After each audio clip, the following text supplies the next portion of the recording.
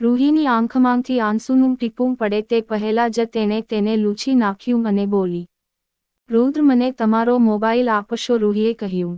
રુદ્રએ તેનો મોબાઈલ રૂહીને આપ્યો.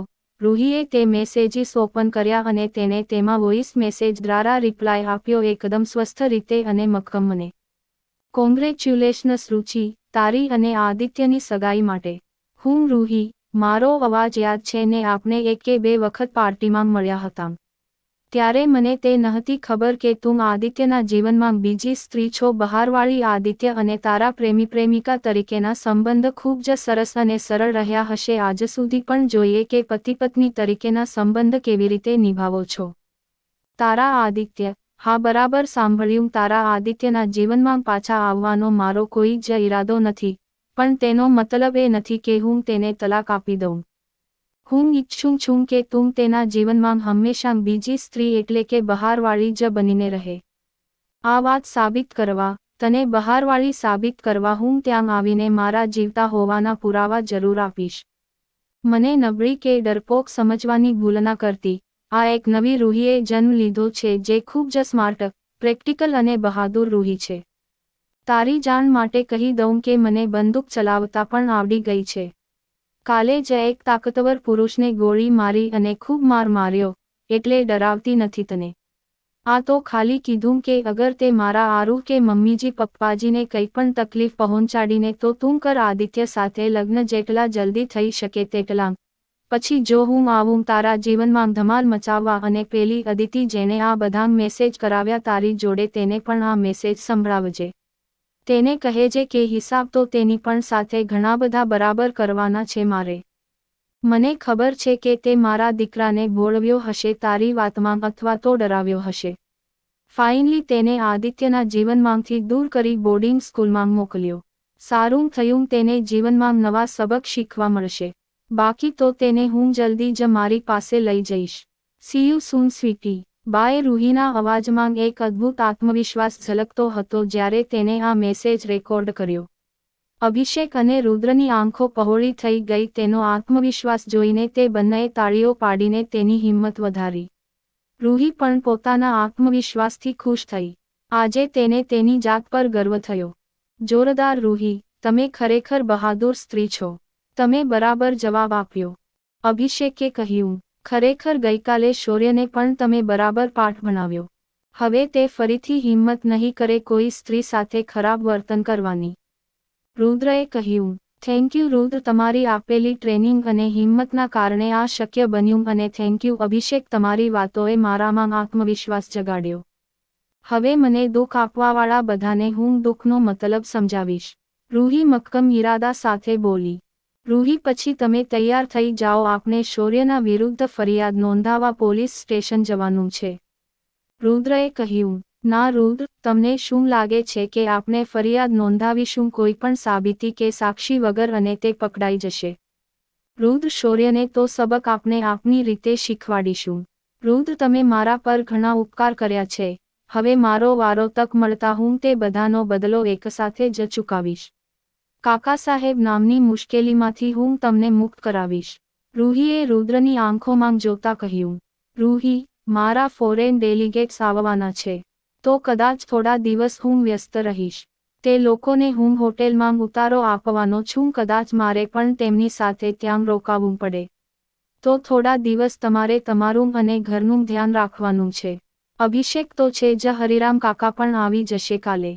અભિષેક, તું રૂહીને હોસ્પિટલ લઈ જઈને તને જરૂરી લાગે તે ટેસ્ટ અને સારવાર કરાવી દેજે. અને રૂહી, આ તમારા માટે ફોન, તેમાં જરૂરી તેવા નંબર સેવ કરેલા છે તો તમારો પણ સમય જશે અને જરૂર હોય ત્યારે તમે ફોન કરી શકો.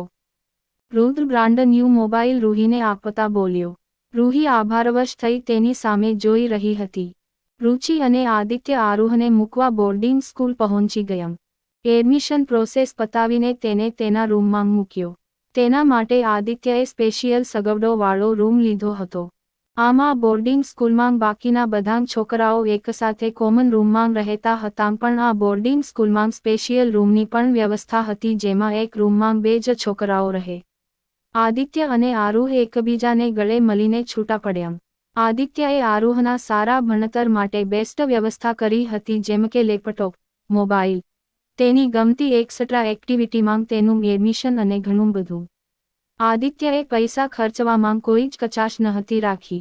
અંતે આરુહને તેના આ નવા સફર પર મૂકીને આદિત્ય અને રુચિ ત્યાંથી નીકળી ગયા. તેમના ગયા પછી આરુહે તેનો મોબાઈલ લીધો. તેણે તે દિવસે રૂહી સાથે વાત કરતી વખતે તે નંબર યાદ કરી લીધો હતો જે તેણે સેવ કર્યો હતો. તેણે રુદ્રનો નંબર ડાયલ કર્યો. તેને યાદ આવ્યો સગાઈના આગલા દિવસનો તેનો અને રુચિનો સંવાદ. આરુહ સગાઈના દિવસે નાખુશ હતો. તેણે ઘરમાં રૂહી વિશે જણાવવાની કોશિશ કરી જે રુચિના ધ્યાનમાં આવી. રુચિ તેને મળવા તેના રૂમમાં આવી. આંટી, તમારી બધી વાત મેં માની પણ એકવાર મને દાદા દાદીને કહેવા દો ને કે મમ્મી જીવે છે. તે કદાચ કોઈ ડેન્જરમાં હોય. આરુહે જીદ કરતા કહ્યું. એ અત્યાર સુધી મેં બહુ પ્રેમથી વાત કરી, પણ હવે નહીં. ખબરદાર જો કોઈને પણ કહ્યું ને તો બોર્ડિંગ સ્કૂલમાંથી સીધો કોઈ અજાણ્યા શહેરના ફૂટપાથ પર આંધળો કે લંગડો બનીને ભીખ માંગતો હોઈશ. કાલે સગાઈ છે તો ખુશ રહેવાની કોશિશ કરજે, ના રહી શકે ખુશ તો એકટિંગ કરજે, પણ ચૂપ રહેજે. આટલું બોલી રુચિ જતી રહી. આરુહ તે દિવસની યાદમાંથી પાછો આવ્યો. મમ્મીને લાગે છે કે આ રુચિ આંટીના કારણે જ તું મુશ્કેલીમાં છો. તેમને મને ડરાવ્યો હતો એટલે હું ચૂપ હતો, પણ હવે અહીં મને કોઈ ડરાવવાવાળું નથી. મને વિશ્વાસ છે કે તમે પાછા આવશો અને આપણે પહેલાની જેમ રહીશું. આ રુચિ આંટી નહીં, તમે મારા મમ્મી હતા અને રહેશો. આરુહે નિશ્ચય કર્યો. તેણે રુદ્રનો નંબર ડાયલ કર્યો. રુદ્રએ ફોન ઉપાડ્યો. હેલો, રુદ્ર સ્પીકિંગ. રુદ્ર બોલ્યો. હેલો અંકલ, હું આરુહ બોલું છું. મારે મારી મમ્મી રૂહી આદિત્ય શેઠ સાથે વાત કરવી છે. આરુહ બોલ્યો. શું તું રૂહીનો દીકરો? આરુહ બોલે છે. રુદ્રને તેના કાન પર વિશ્વાસ નથી થતો. હા, મને મારી મમ્મી સાથે વાત કરવી છે. આરુહના અવાજમાંથી ઉદાસી ઝલકતી હતી. સોરી બેટા, હું ઓફિસ આવેલો છું અને તારી મમ્મી મારા ઘરે છે. આ તારો જ નંબર છે? રુદ્રએ પૂછ્યું. હા અંકલ, તમે ઘરે જાઓ ત્યારે મમ્મીને મેસેજ આપજો ને કે હું અહીં મહાબળેશ્વરની બોર્ડિંગ સ્કૂલમાં આવ્યો છું. હું તેને મિસ કરું છું. આરુહે કહ્યું. પાક્કું બેટા, હું તને તારી મમ્મી સાથે વાત પણ કરાવીશ અને તને તારી મમ્મી સાથે મળાવીશ પણ. રુદ્રએ આરુહને પ્રોમિસ આપ્યું. અંકલ, મારી મમ્મી ઠીક તો છે ને? આરુહે પૂછ્યું. હા બેટા, તે ઠીક છે પણ તે હજી ખૂબ જ વીક છે. તેથી તે તારી પાસે ના આવી શકી. રુદ્રએ રૂહીની સાઈડ લેતા કહ્યું. કે અંકલ, હું રાહ જોઈશ, પ્રોમિસ ના તોડતા. આટલું કહીને આરુહે ફોન મૂકી દીધો. આ અંકલ મને સારા લાગ્યા, તે મને મારી મમ્મી જોડે મળાવશે. મમ્મી, આપણે બધાં ફરીથી સાથે હોઈશું. વાવ! તે ખુશીથી ઉછળ્યો. અહીં રુદ્ર આરુહના ફોનથી ખૂબ જ ઉત્સાહિત હતો. સાંજે તે ઘરે ગયો. રૂહીએ દરવાજો ખોલ્યો. તે રૂહીની સાથે અંદર ગયો. તે તેને બધું જણાવવા જ જતો હતો ત્યાં ફરીથી ઘરનો બેલ વાગ્યો. રૂહીએ ફરીથી દરવાજો ખોલ્યો. સામે કાકા સાહેબ, કાકીમાન અને શૌર્ય ઊભા હતા. પાછળ થોડો સામાન અને થોડા લોકો ઊભા હતા. રુદ્ર પણ ઊભો થઈને ત્યાં આવ્યો. નમસ્તે વહુ બેટા. કાકા સાહેબ ખંધુ હસ્યા. શું રૂહીના મેસેજથી રુચિ ડરી જશે? આરુહ રૂહી સુધી પહોંચીને રૂહી અને આદિત્યને ફરી એકસાથે કરી શકશે? જાણવા વાંચતા રહો. આવી જ સ્ટોરી સાંભળવા માટે ચેનલને સબસ્ક્રાઇબ અને વિડીયોને લાઇક કરજો મિત્રો. ધન્યવાદ.